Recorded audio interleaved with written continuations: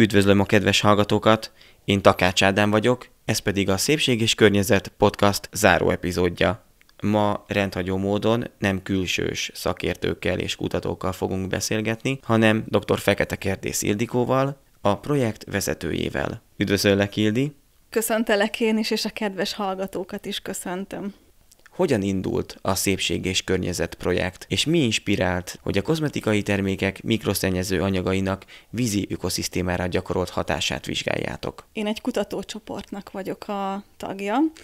A Budapesti Műszaki és Gazdaságtudományi Egyetem alkalmazott biotechnológia és élelmiszertudományi tanszékén működik a kutatócsoportunk. Ez a környezeti mikrobiológia és biotechnológia kutatócsoport dr. Molnár Mónika vezetésével, és gyakorlatilag a kutatócsoportunk több évtizede foglalkozik az úgynevezett biológiailag aktív mikroszennyező anyagok környezeti hatás jellemzésével. Kezdetben ugyebár dr. Gruiz Katalin irányítása alatt, majd dr. Molnár Mónika vette át a csoportvezetést, ahogy már említettem. Ha kicsit visszatekintünk, akkor azt gondolom, hogy minden adás elején igyekeztünk kicsit feleleveníteni, hogy mik is azok a mikroszennyező anyagok, amikkel mi alapvetően nagyon sokat foglalkozunk, mint kutatási téma. Tehát a mikroszennyező anyagok ugyebár jellemzően olyan biológiailag aktív vegyületek, melyek nyomnyi mennyiségben vannak jelen a környezetben. Itt nanogram per liter vagy milligram per liter koncentrációkra kell gondolni elsősorban. A kimutatásuk csak az utóbbi évtizedben vált lehetségessé a komplex környezeti fázisokból vagy mátrixokból. Tehát ugye ezek nagyon régóta, több évtizede megjelennek a környezetben, de az aggály ezekkel kapcsolatban csak akkor merült fel, amikor egyértelmű bizonyítékot találtunk arra, hogy ezek valójában ott vannak a környezetben, még hogyha nagyon kis koncentrációkban is. És ezt a felismerést ezt gyakorlatilag az analitikai kémiai technológiák fejlődésének köszönhetjük. Több meghívott szakértő hangsúlyozta már, hogy ilyen esetekben gyakorlatilag még a mai napon is, vagy mostanság is tűt keresünk a szénakazalban sok esetben, hiszen egy ilyen bonyolult, összetett környezeti mátrixból kimutatni számtalan más vegyület mellett egy adott vegyi anyagot egy ilyen kis koncentrációban, az még a mai nap is kihívást jelent a környezetanalitikusok számára. Ugye, hogy milyen vegyületekre kell itt gondolni? Hát elsősorban beszélhetünk gyógyszerhatóanyagokról, ezeknek akár a metabolitjairól, különböző növényvédőszerekről, ipari segédanyagokról, itt gondolhatunk műanyagipari lágyítókra például, és akár különböző személyes testápolási termékeknek az összetevőire. Na most, hogy kapcsolódik nekünk a projektünk, ugye kifejezetten ez a tudományos ismeretterjesztő projektünk ehhez a témához. Hát 2024-ben, ugye tavaly a Nemzeti Kutatási Fejlesztési és Innovációs Hivatal meghirdetett egy mecenatúra névre keresztelt tudományos projektfelhívást, és ennek ezen belül is volt egy tudománynépszerűsítő alprogramja.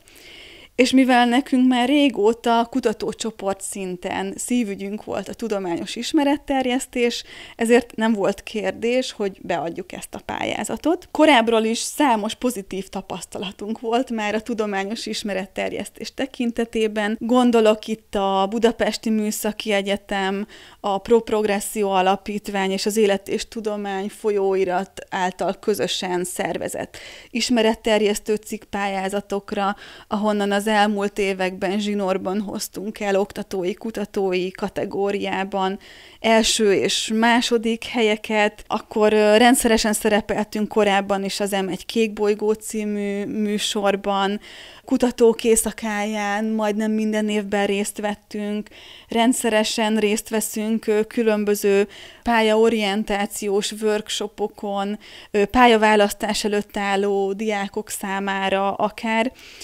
Tehát mindezeket figyelembe véve szerettünk volna további lehetőségeket kihasználni, hogy az általunk végzett kutatási adatokat, eredményeket minél szélesebb közönség számára ismertessük, el tudjuk juttatni, és gondolok itt a kifejezetten nem szakmai közönségre. És ezen belül is a mikroszennyező anyagok témáján belül ugye kellett nekünk találnunk egy olyan szegmenst, ami kifejezetten érdekelheti ezt a szélesebb nem szakmai közönséget, és így esett a választásunk kozmetikai termékeknek a mikroszennyezőanyag típusú hatóanyagaira, illetve ezeknek a környezetre gyakorolt hatásaira. Amúgy hogy látod ezt te, mint ökotoxikológus szakember, mekkora tudatosság van a fejekben a szépségápolási termékek és az ezzel kapcsolatos ökotoxikológiai tudatosság terén? Én a közösségi média megjelenésekből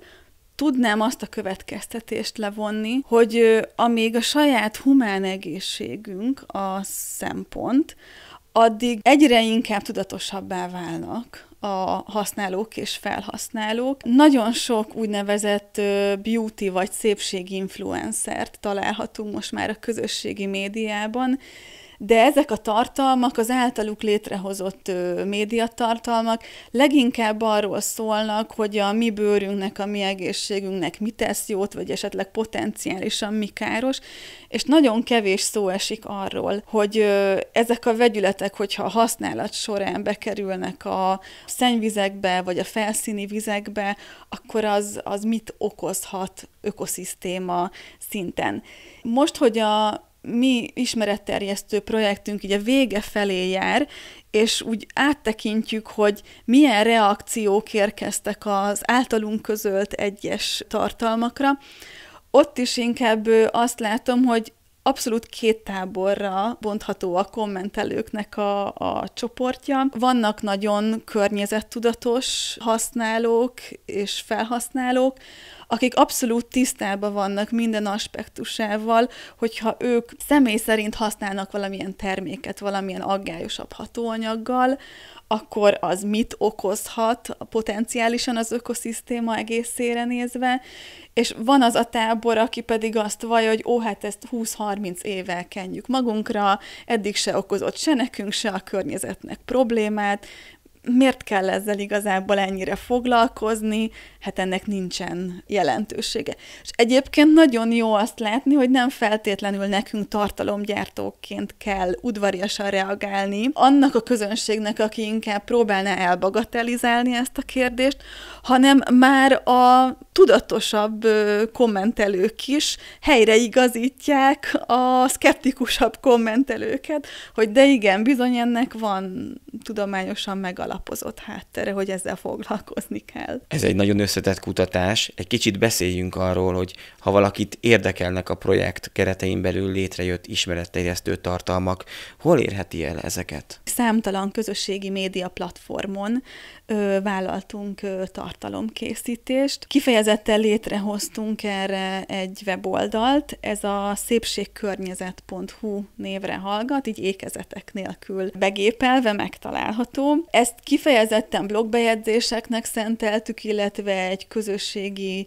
tudománykampány lebonyolításának, de létrehoztunk TikTok, Instagram, Facebook oldalakat is, illetve egy YouTube csatornát is, ahol kifejezetten ezeket a podcast adásokat közöltük, és igyekeztünk kereszthivatkozni a különböző közösségi média platformokon, hogy felhívjuk a figyelmet a másik platformra is, illetve azoknak a tartalmaira is, és igyekeztünk úgy csoportosítani a tartalmainkat hosszúság és stílus alapján, hogy a TikTok és Instagram csatornáinkon kifejezetten inkább a tinédzsereket és a fiatal felnőtteket céloztuk. Ugyanakkor az volt a tapasztalatunk, hogy érdemesebb a Facebook oldalunkra hosszabb blogbejegyzéseket közölni, hiszen ott inkább a fiatal felnőttek és az idősebb korosztály inkább elolvassa a hosszadalmasabb, tudományosabb jellegű bejegyzéseket, még a tinédzsereket inkább kifejezetten rövid, akár 20-30 másodperces videókkal lehet megfogni, érdekes figyelemfelkeltő lapozós posztokkal például, és kifejezetten a TikTok csatornánkon próbáltuk azt a trendet hozni, hogyha nem is kifejezetten a mikroszennyező anyagok kapcsán közlünk szakmai tartalmakat, de akár nagy általánosságban viccesebb, jópofább, életközelibb, laboros videókkal bevonzani először a csatornánkra az embereket, vagy a fiatal felnőtteket, tinédzsereket, hogy utána talán nagyobb eséllyel nézik végig, vagy olvassák végig azokat a rövid, kifejezetten ismeretterjesztő, tudományos ismeretterjesztő jellegű posztokat, amik valójában a céljai ennek a tudományos ismeretterjesztő projektnek. Mely média felületeken volt a legnagyobb az érdeklődés, és mely témák váltották ki a legtöbb reakciót a közönségből? A podcastok milyen témát érintettek? Én azt gondolom, hogy elsősorban a TikTok csatornánkon keresztül kaptuk a legtöbb visszajelzést, lájkot, kommentet, és ezen belül is voltak úgynevezett hot topikok, vagy ilyen legforróbb témák. Például az egyik ilyen téma volt a mikroműanyagoknak és a kozmetikai termékek nanoanyagainak a témaköre, vagy akár a kozmetikai csillámok. Tehát itt tényleg azt tapasztaltam, hogy ilyen 30 000-es elérés fölötti értékeket tudtunk produkálni, rengeteg komment érkezett, akár még egymással is összeszólalkoztak a kommentelők, hogy ez most tényleg milyen horderejű környezeti probléma, kell-e ezzel egyáltalán foglalkozni. Kifejezetten itt a mikroműanyag és kozmetikai csillám témakörben tapasztaltam, hogy nagyon, nagyon harcos környezetvédő kommentelők is mellénk álltak ebben a tekintetben, hogy ezt tényleg fel kell karolni, ezt a környezeti problémát, ezzel foglalkozni kell. Tehát itt kifejezetten ugye a tinédzsereket és a fiatal felnőtteket sikerült célozni, azt gondolom, ezen a TikTok csatornán. Kozmetikai csillám? Csak egészen röviden egy pár mondatban a laikusok kedvéért. Mi ez egyáltalán? Én azt találtam a szakirodalomban, hogy kozmetikai csillámok számtalan fajta alapanyagból készülhetnek. Most már kijött egy szabályozás, hogy a következő pár évben ezeknek a használatát a kozmetikai termékekben teljesen a nullára kell szorítani, hogyha ezek ilyen úgynevezett mikroműanyag alapú csillámok, de manapság is található számtalan olyan termék, ami mondjuk ilyen üveghez hasonló, tehát ilyen boroszilikát alapú csillámokat tartalmaz, amire jelenleg úgy tekintenek, hogy jóval kisebb a környezeti aggálya, de egyébként mi tapasztaltuk kísérletekben, hogy attól függetlenül, hogy ez most mikroműanyag, hogy ez igazából műanyag alapú, vagy boroszilikát alapú csillám, attól még akár az ilyen kis makrogerincteleneknek, vagy mikrogerincteleneknek a vízi ökoszisztémában igenis befolyásolhatja a táplálkozását, hiszen úgy tekintik például a kis vízibolhák ezeket a csillámokat, mint kis táplálék szemcsék, összekeverhetik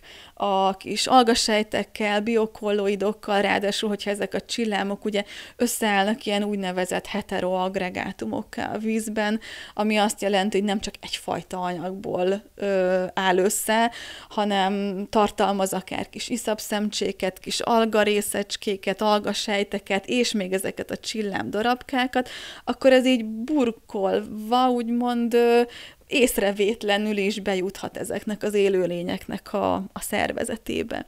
És ott ugye megakadályozza, hogy a valóban értékes táplálékot oly módon hasznosítsa ez az élőlény, mint hogyha nem lennének akár ezek a kis csillámok jelen a táplálékba keveredve. A termékeket is több kategóriára bonthatjuk, tehát vannak olyan csillámokat tartalmazó termékek, amik legalább így viselés közben, ugye több órán keresztül láthatóan mondjuk csillogást nyújtanak, de például van ez az abszolút indokolatlanul csillámot tartalmazó kategória, mint a tusfürdő, ami gyakorlatilag addig csillog, amíg egy fél percig lemosás előtt a bőrünkön van, és már kerül is be a vízzel együtt a szennyvíztisztító telepekre, a szennyvízcsatornákba ez a csillám.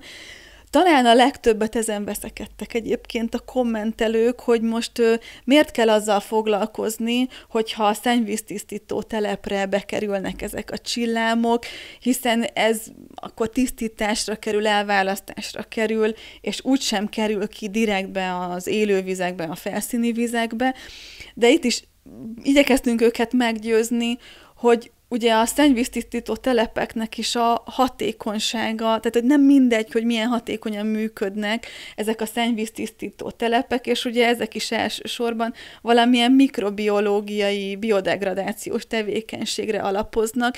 Tehát, hogyha mi nem támogatjuk, vagy még szánt szándékkal esetleg kedvezőtlen körülményeket biztosítunk annak az eleveniszapnak, annak a mikrobiológiai közösségnek, ami ugye egy szennyvíztisztító telepen valójában a szennyvíz tisztítását, a biodegradációs folyamatokat végzi, akkor az onnan kifolyó tisztított szennyvíznek is a minőségét befolyásolja. Tehát, hogyha nem muszáj, akkor ne eresszünk a szennyvíz csatornába, se a szennyvíztisztító telepekre, se kozmetikai csillámokat, mikroműanyagokat, bármilyen antimikrobiális szert, ami befolyásolhatja ezeknek a hatékony működését. Hogy érezted magad az új szerepkörben? Ugye te kutató vagy, de most szerkesztő is lettél, és a podcastnek a háziasszonya.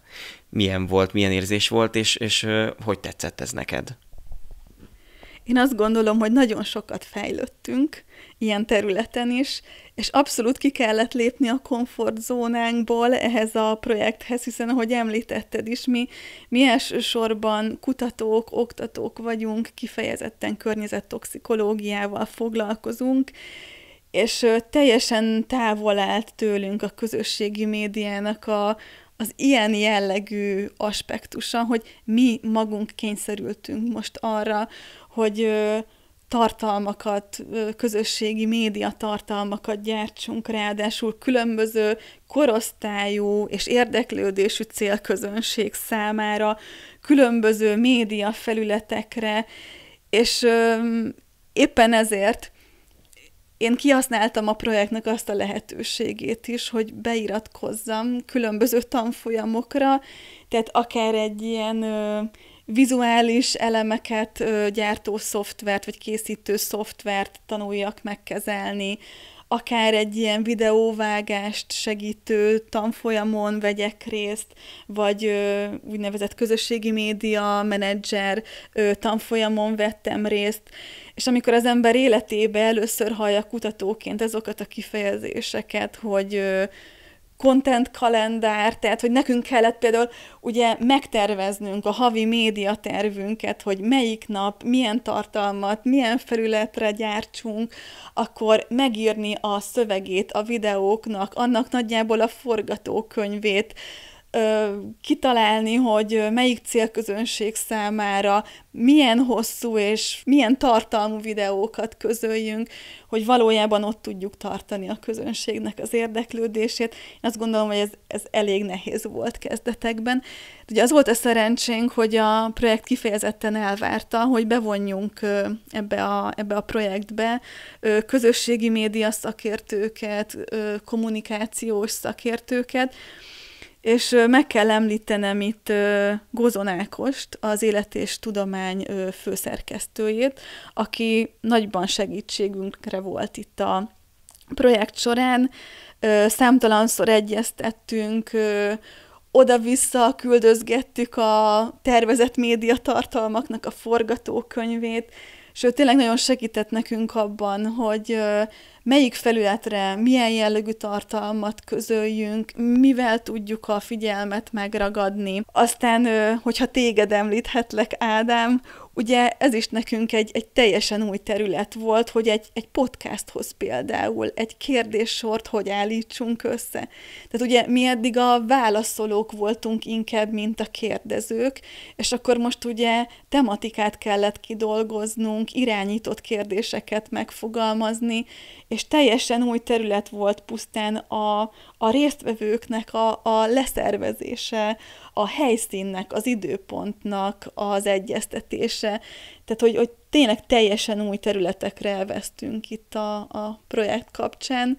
úgyhogy most nem elsősorban tudományosan, de teljesen más területeken is nagyon sokat fejlődtünk, és nem csak én személyesen, hanem az összes kollégám, ugye, aki kutatóként, környezettoxikológusként részt vett ebben a pályázatban. Egy kicsit beszéljünk arról, hogy nem csak tudománykommunikációról van itt szó ebben a projektben, hanem aktívan is bevontátok a civil embereket. Ugye az utóbbi években, utóbbi 10-15 évben egyre felkapottabb a közösségi tudománykampány kifejezés, angolul citizen science-nek szokták ezt említeni.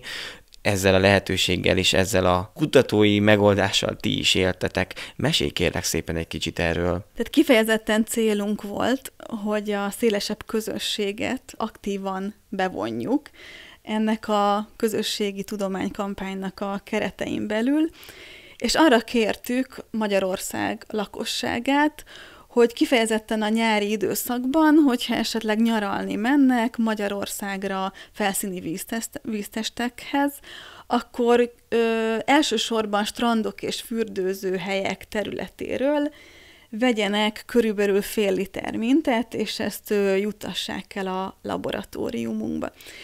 És az volt a tervünk valójában, hogy ezt mi egy átfogó környezettoxikológiai jellemzésnek vetjük alá, ezeket a mintákat, illetve jelenleg is zajlik ezeknek a mintáknak a kémiai analízise, pont a Bálint Analitika Kft. Végzi ezt is a számunkra. Nagyon érdekes volt látni, hogy mennyire és milyen mértékben lehet aktivizálni ilyen tématerületben a magyar polgárokat, és tényleg azt gondolom, hogy lehetett volna akár aktívabb is a részvétel, és most így utólag végig gondolva, abban látom itt a kutyát elásva igazából, hogy mi kifejezetten ugye közösségi érdekeket érintő, közös területeken lévő víztestekből kértünk mintákat. És talán egy fokkal aktívabb lett volna a közönség, hogyha arra van lehetőség, hogy saját kerti talaj, saját tóvíz, saját csapvíz kerüljön beküldésre és analízisre, mert hogy az emberek mindig jobban érdeklődnek az iránt, ami elsősorban az ő saját személyüket érinti. Ettől függetlenül érkezett számtalan minta egész Magyarország területéről. Elsősorban a Balatont tudnám említeni, onnan kaptuk a legtöbb mintát, de talán még aktívabbak lettek volna az emberek, hogyha saját személyes vonatkozásban is érdekelté válnak. De ugye ennek a projektnek nem ez volt az elsődleges célja, és hát viszonylag kevés ember rendelkezik otthon saját kerti tóval, nem is a saját tisztított, tiszta csapvíznek a minőségének a bevizsgálása volt itt igazából a célunk, és ugye ez egy kifejezetten felszíni vizeket érintő projekt volt, és nem mondjuk egy kerti talajt. Tehát ugye itt meg volt nekünk szabva, hogy milyen keretek között tudjuk megszervezni ezt a közösségi tudománykampányt, de igen érzékelhető, hogy amikor a közös dolgokról van szó, akkor kevésbé aktívak az emberek, és amint az ő egyéni érdekeik mentén kínálunk fölvizsgálati lehetőséget, akkor talán jobban bekapcsolódnak. A beérkezett minták között találtatok olyanokat, amelyek toxikusnak bizonyultak? Szerencsére azt tudom mondani, hogy az eddigi elvégzett kísérleteink alapján viszonylag kevés volt azoknak a mintáknak a száma, amik toxicitással rendelkeztek, és ezek sem mutattak számottevő toxicitást egyébként. Hogyha már a Balatont említettem, ott kaptunk mintákat például Alsóörsről, Balatonboglárról, Balatonszemesről, Keszthelyről is küldtek, Keneséről több mintát. Egyébként volt egy Citizen Science kampány résztvevő, aki több mintát is beküldött Balaton-Kenese strandjának a környékéről, és ő úgy tette meg ezt a mintavételt, hogy vitorlással haladt befelére a nyílt víz felére, és egészen 50-60 méterre a parthoz közel is vett mintát, aztán 100 méter, 300 méter, 700, 1500 és 3000, és nagyon érdekes volt ugye itt is látni például, hogy amint haladunk egyre távolabb, a közösségi strandtól, ahol ugye viszonylag koncentráltabban lehetnek jelen a vizekben a testünkről lemosódó, akár kozmetikai hatóanyagok, amik a naptejekből, parfümökből, dezodorokból, bármilyen testápolóból származhatnak, vagy a sminktermékekből. Milyen mértékben csökken a toxicitás egyébként, amikor ugye a nyílt vízhez eljutunk. Egyébként a Tiszatóról is kaptunk mintát. Bocsánat, csak igen. Egyébként a Tiszatóról is? Igen. Egyébként a Tiszatóról is kaptunk mintát, a Délegyházi tavak környékéről. Tényleg szerencsére azt mondhatjuk, hogy még a strandok környékén és a fürdőzőhelyek környékén is környezettoxikológiai méréseink alapján kifejezetten jó minőségű, nem toxikus vízmintákról számolhatunk be igazából. Úgyhogy most még én is kíváncsian várom itt az analitikai kémiai méréseknek az eredményét. Ugye ide ezekre a mérésekre már egy kisebb mintacsomagot küldtünk el, tehát kifejezetten olyanokat, ahol valamilyen toxikus hatást mi tapasztaltunk, akkor ezeket küldtük el kémiai analízisre, hogy egy kicsit mögé tudjunk nézni, hogy mi okozhatja ezt a toxikus hatást, és itt is szeretnék megemlíteni egy nagyon érdekes aspektust, hogy ugye korlátozott mennyiségben tudnak a közösségi tudománykampány résztvevői beküldeni számunkra mintát. Tehát ugye mi itt fél literes palackokban kértük visszaküldeni a mintákat, és már ez előre látszódott, hogy egy teljes komplex kémiai analízishez ez kevés lesz és nehézkes lesz, és megvan az anyagoknak vagy vegyületeknek az a spektruma, amit akár 100-200 ml mintából is ki lehet mutatni, és meg lehet vizsgálni, és hogy bizony vannak olyan speciális kimutatást igénylő vegyületek, vagy olyan nagyon-nagyon kis koncentrációban jelenlévő vegyületek, amihez több 10 liter minta kellene, hogy azt bedúsítva azon a dúsított mintán végezzék el a kémiai analízist, és hogy ugyebár, ha ez egy tudományos kutatási projektben zajlik, akkor én, mint mintavevő fel tudok arra készülni, hogy úgy vonuljak ki terepre, hogy akár 20-30 liter mintát vegyek egy adott területről, de abban a pillanatban, hogy ez egy közösségi tudománykampány keretein belül kerül beküldésre, egyszerűen lehetetlen ugye 20-30 liter mintákat kérni a résztvevőktől. Tehát ugye itt megint szelektálni kell és válogatni kell, hogy mi a prioritás, és ugye milyen mintákat tudunk, milyen hatóanyagtartalomra vizsgálni. Úgyhogy elsősorban itt a nehézfémeket fogják nekünk majd megvizsgálni a Bálint analitikában, különböző detergenseket, és hát szívfájdalom, de ugye pont a szerves komponensek kapcsán akár nagyon nehezen, nagyon kevés minta áll rendelkezésre, ugye. De szerencsére ugye a kozmetikai termékek nagy mennyiségben és kifejezetten tartalmazhatnak, ugye például nanotitán-dioxidot, nanocink-oxidot, vagy akár alumínium vegyületeket, mint például a dezodorok, ugye.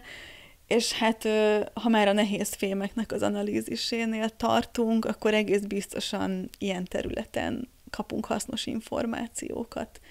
Titán, cink és alumínium témakörében például.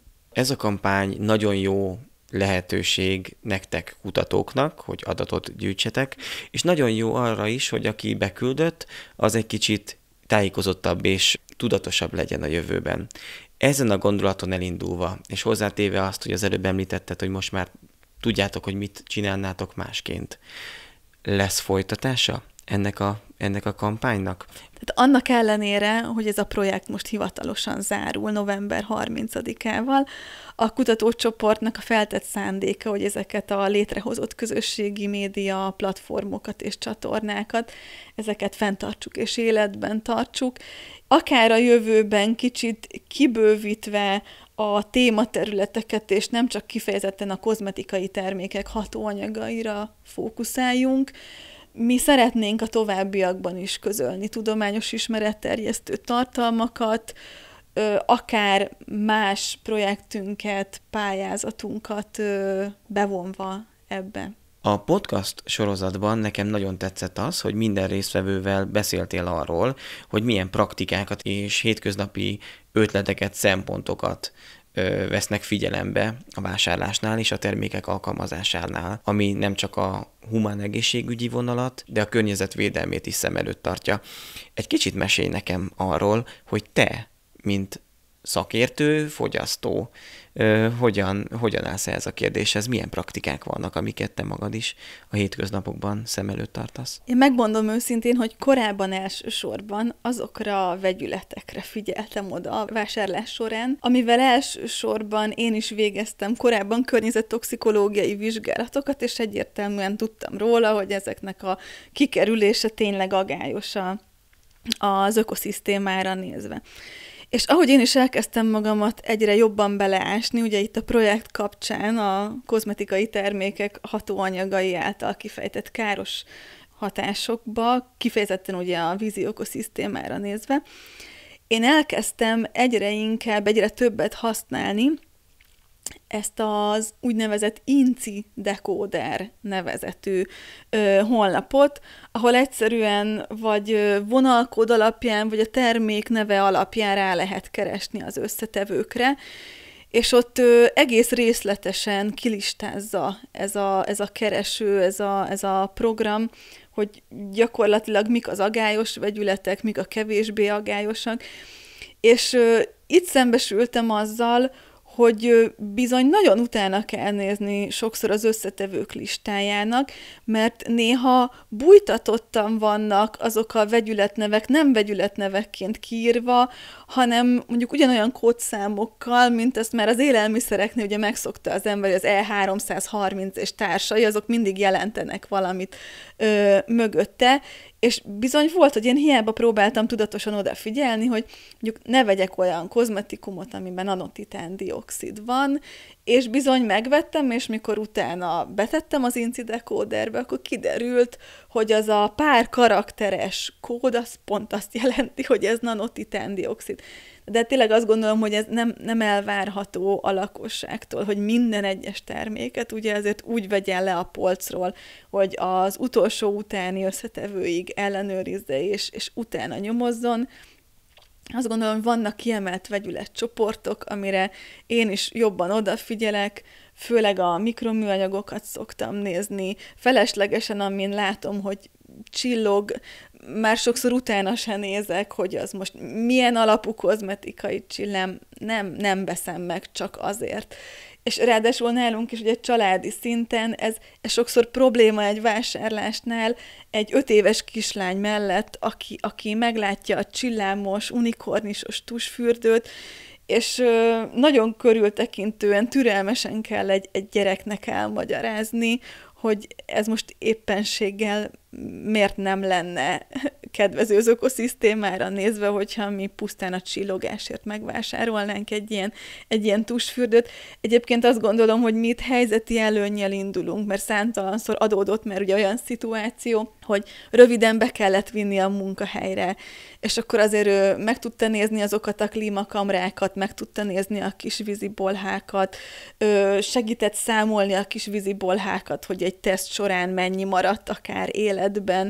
Tehát, hogy amikor már van hivatkozási alapom, hogy ezt most azért nem fogjuk megvenni, mert tudod, emlékszel, hogy együtt néztük, hogy a kis vízibolha az ott jól volt, vagy nem jól volt a vizes közegben, ez most nagyon rosszat tenne neki. Ráadásul ugye mi is rendszeresen járunk fürdeni a Balatonra, vagy más felszíni vizekbe, strandok közelébe, és akkor arra is lehet hivatkozni, hogy tudod, hogyha most ezt a csillámtetkót most rátennénk, és az most ott leázna a te kis bőrödről, akkor hát annak a kis vízibolha, vagy bármilyen rákocska kevésbé örülne ott a Balatonban, a kis gyerek fürdető környékén, és akkor így ilyen életközeli példákból egyébként sokkal jobban megértik a gyerekek, és egyszer-kétszer, ha ez előfordul egyébként, akkor ez úgy bevésődik, és legközelebb ő már nem is szeretné, tehát nem is hozza föl, hanem úgy elraktározza akkor a kis fejébe, hogy akkor ez így rossz, ezzel nem foglalkozunk. Akár még talán a barátnőinek is